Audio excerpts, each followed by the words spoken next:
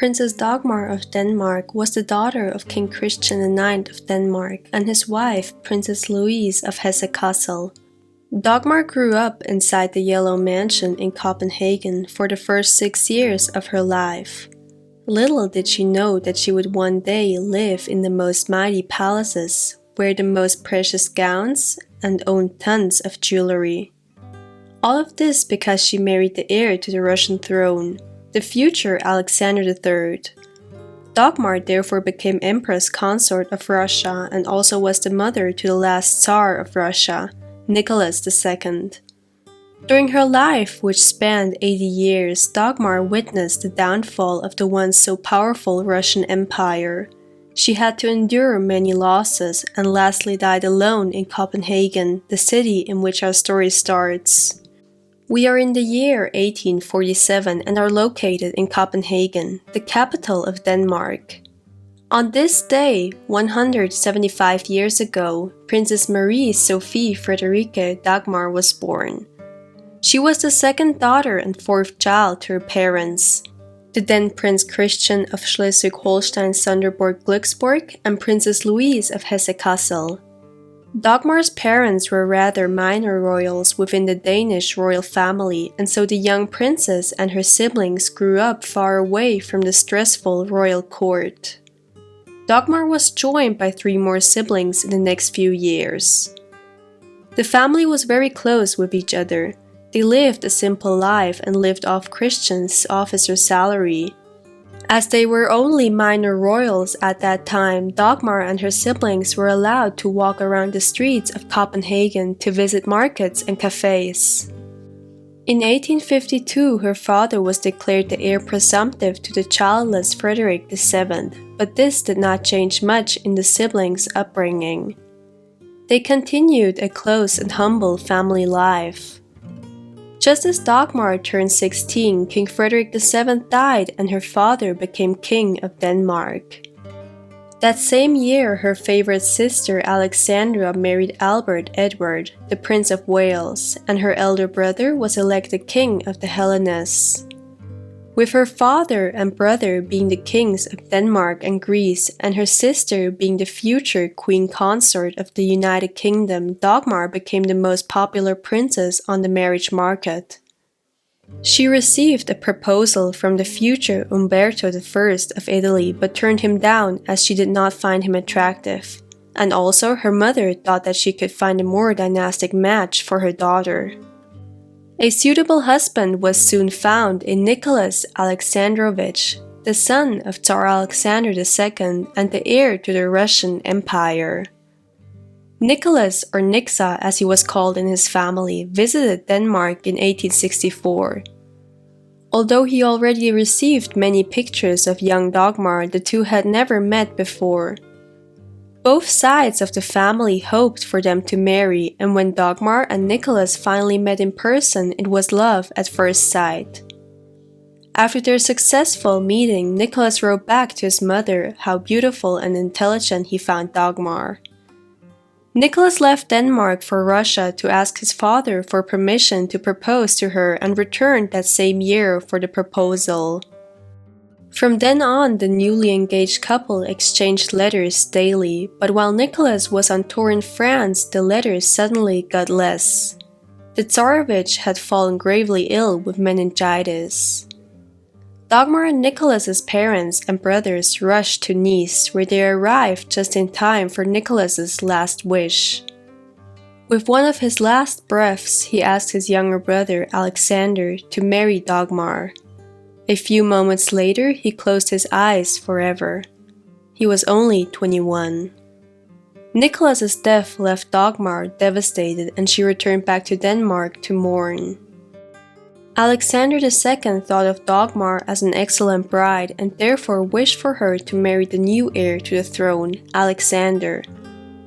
Dogmar was not keen on the match, and Alexander had plans to renounce his rise to the throne to marry his mother's lady-in-waiting, with whom he fell in love with. But his parents forced Alexander to visit Dogmar in Denmark, and so he did. Alexander arrived in Denmark in June 1866, where he spent time with Dogmar. By the end of his trip, the two grew fond of each other and Alexander proposed to her. She agreed. Dagmar left Denmark in 1866 and made her public entry into Russia on the 29th of that month, although she arrived almost a week earlier. She wore a blue and golden costume on her way to the Winter Palace, where she was presented to the public on the balcony. Crowds cheered at the future Tsarina, and Dogmar was immediately popular in Russia. Dagmar spent the next few weeks learning the Russian etiquette, and it was during this time that she converted to Russian Orthodoxy. Dagmar therefore adopted the Russian name Maria Feodorovna, and I will thus from now on name her Maria. The long-awaited day followed on November 9th, Maria and Alexander's wedding. It was a lavish one with many royal guests attending. After their wedding, the newlyweds moved into the Antikov Palace, which is located in St. Petersburg. 2 years later, their first child, Nicholas, followed. After Nicholas, 5 more children followed. Maria and Alexander enjoyed a very happy marriage and they doted on each other. The family would make yearly trips to Maria's home country, Denmark. At the court of her father, the whole family reunited. Maria's brother, King George I, and her sister Alexandra, the Princess of Wales, would come over with their children. During their holidays, Maria and Alexander enjoyed the freedom they had without security by their side. Those happy years ended suddenly during the morning hours of March 13, 1881. Alexander II, Maria's father-in-law, was the victim of an assassination attempt. While riding his carriage, a bomb was thrown at him and left him seriously wounded. He was brought back to the Winter Palace where he died within a few hours. In the flash of a second, Alexander became Tsar Alexander III and Maria became Tsarina of Russia. Now Tsarina, Maria kept up her popularity within Russia and Europe. Crowds would cheer directly to her during tours she made beside Alexander, and she therefore was the main attraction. She kept up her charitable work during her time as Tsarina, founding the Marie schools, which gave young girls an elementary education. Further, she was the patroness of the Russian Red Cross and the Marie institutions. Maria was an excellent hostess of the imperial balls, and eyewitnesses described her as the most brilliant empress consort of all of her predecessors. Alexander III had been in robust health all of his life, but this changed in 1894. It was diagnosed that the Tsar, who was getting weaker from day to day, was slowly dying of kidney failure. On November 1st, 1894, Tsar Alexander III died in the arms of Maria. Her eldest son, Nicholas, was now Tsar of Russia, and he shortly after married Princess Alex of Hesse and by Rhine, who became the next Tsarina. Although now being styled as Dowager Empress, Maria kept up her popularity and was more loved by the people than her son and daughter-in-law. At the coronation of Nicholas II, crowds greeted the Dowager Empress louder than the Tsar and the Tsarina.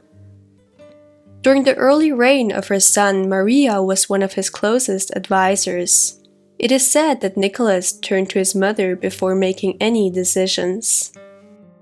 After the birth of Nicholas's first and only son, Alexei, in 1904, Nicholas replaced his mother as advisor with his wife, Alexandra.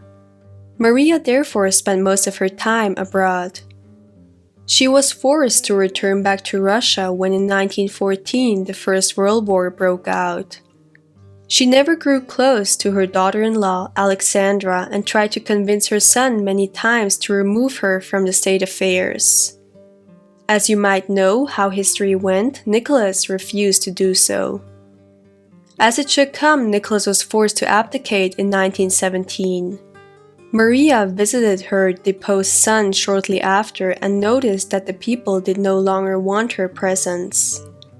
She and other members of the Romanov family therefore traveled to the Crimea. When news broke that her son, her daughter-in-law, and her grandchildren had been murdered by the Bolsheviks, Maria did not want to see the truth. Publicly, she talked about her son's family having made their way out of Russia. Maria refused to leave Russia during these turbulent years, and it was only on the urging of her favorite sister Alexandra, who had sent a battleship to the Crimea, that Maria left Russia forever. The HMS Lord Nelson brought Maria and the remaining members of the family to England. There, Maria lived with her sister Alexandra at Marlborough and Sandringham House. Maria later decided to move back to Denmark, where she lived at her holiday villa. Maria died there on October 13, 1928, having outlived 4 out of her 6 children. The Empress was buried in Denmark inside the Roskilde Cathedral. In 2005, it was agreed that her remains should be interred next to those of her husband in St. Petersburg, as wished for in her will. She was interred next to Alexander III on September 28, 2006, exactly 140 years after her first arrival in Russia.